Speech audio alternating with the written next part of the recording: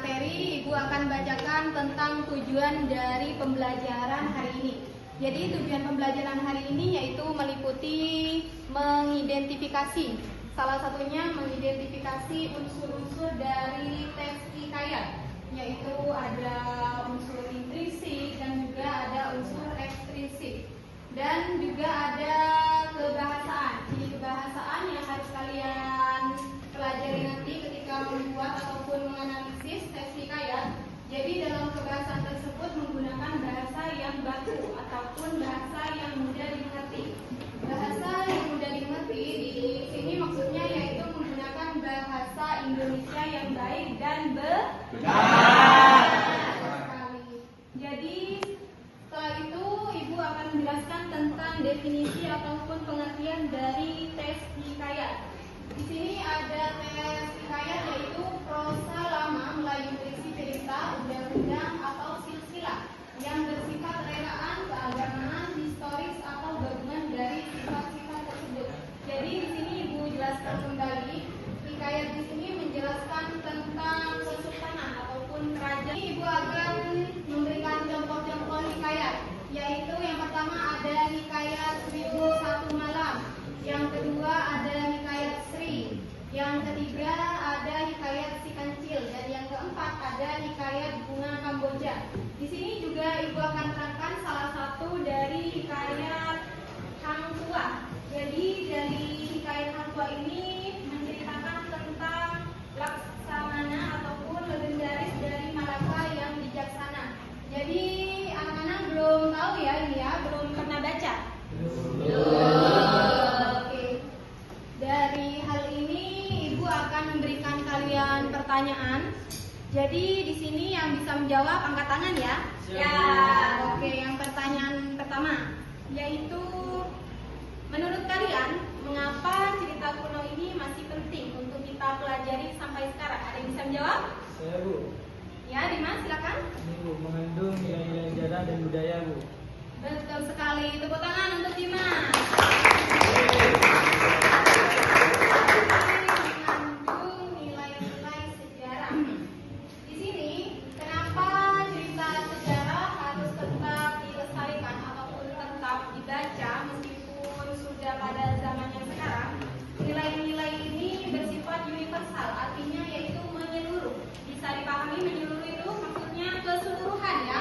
Jadi hal ini sebagai jembatan sejarah dan pelajaran moral dan juga etika yang relevan. Maksudnya etika di sini bisa kita pakai seperti etika maksudnya tentang kesopanan ataupun keberanian yang bisa kalian praktekkan di luar sana. Misal itu bisa di rumah ataupun di sekolah.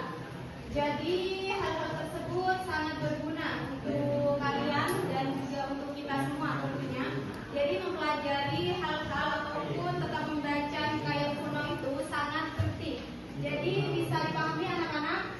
Untuk ini jawaban dari Dimas betul sekali untuk menambah nilai-nilai luhur ya tentunya dan untuk tetap mempelajari sejarah. Dan di sini Ibu akan memberikan pertanyaan yang kedua. Jadi yang bisa menjawab tentunya angkat tangan ya seperti biasa. Pertanyaan yang kedua yaitu apa yang kalian harapkan dari mempelajari kisah-kisah klasik seperti hikayat? Ada yang bisa menjawab? Saya. Silakan. Hiburan dan apresiasi. Hiburan dan apresiasi, betul sekali. Tepuk tangan. Yang kedua, ada lagi? Enggar? Enggar apa itu?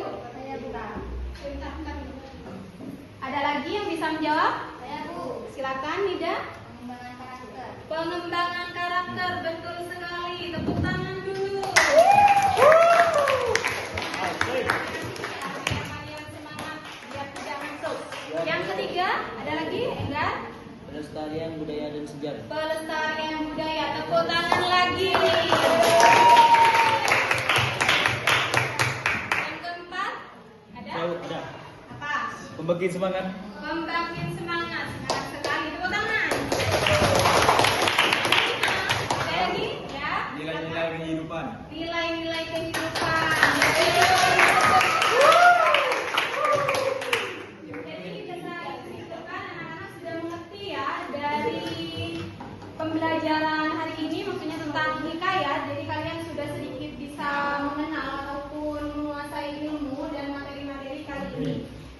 Jadi Ibu ulang kembali dari kisah-kisah klasik seperti hikayat ini. Yang pertama yaitu adalah nilai kehidupan, dan yang kedua pelestarian budaya. Betul sekali. Jadi hal-hal seperti ini harus tetap dilestarikan agar tidak punah. Betul sekali.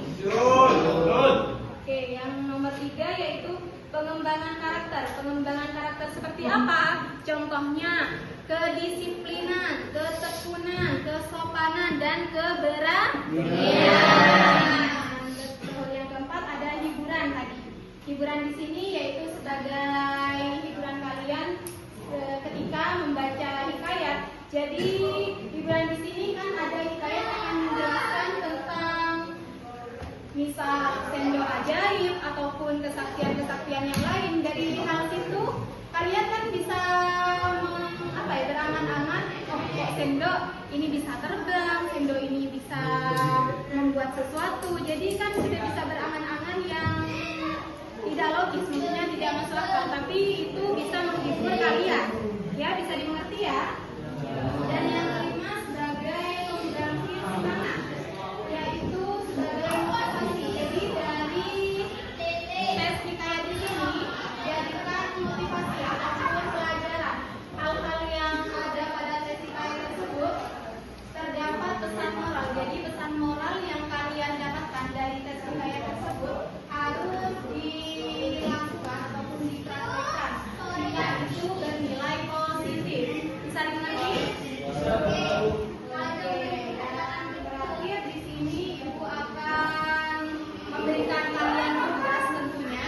Jadi sekarang ini Ibu minta kalian membentuk kelompok.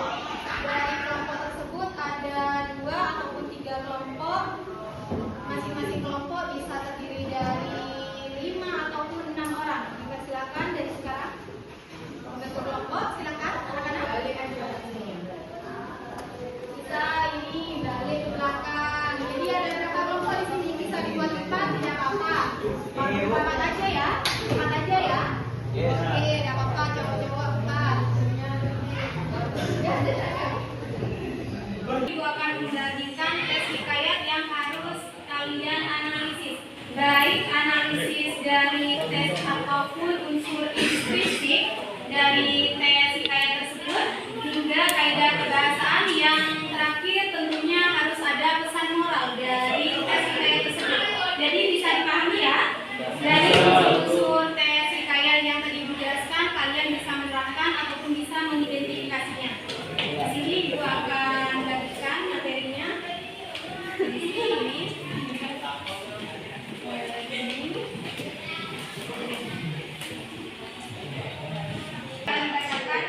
Analisis tentang hikayat. Dipersilakan untuk mempresentasikan kegiatan yang kalian dipersilakan.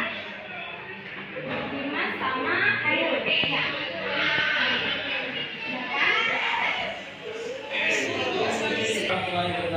Waalaikumsalam warahmatullahi wabarakatuh.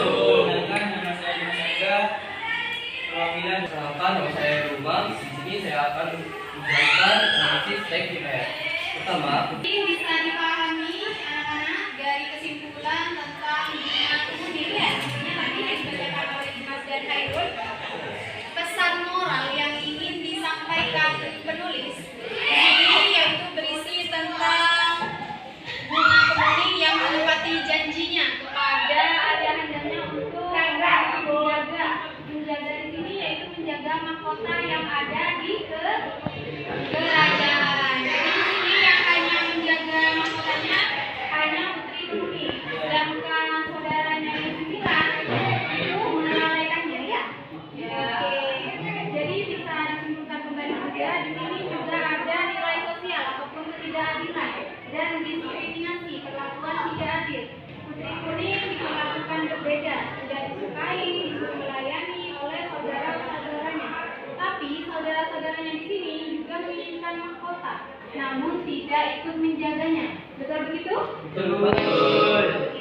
Sudah bisa disimpulkan di sini anak-anak sudah bisa mengidentifikasi tentang tes hikayat. Jadi di sini Ibu akan simpulkan kembali tentang apa itu tes hikayat.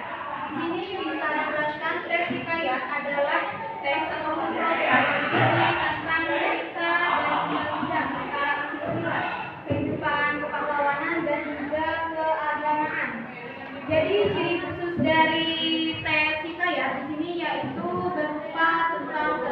keajaiban dan kesaktian dan juga unsur tidak logis ataupun tidak masuk akal. Jadi apa lagi?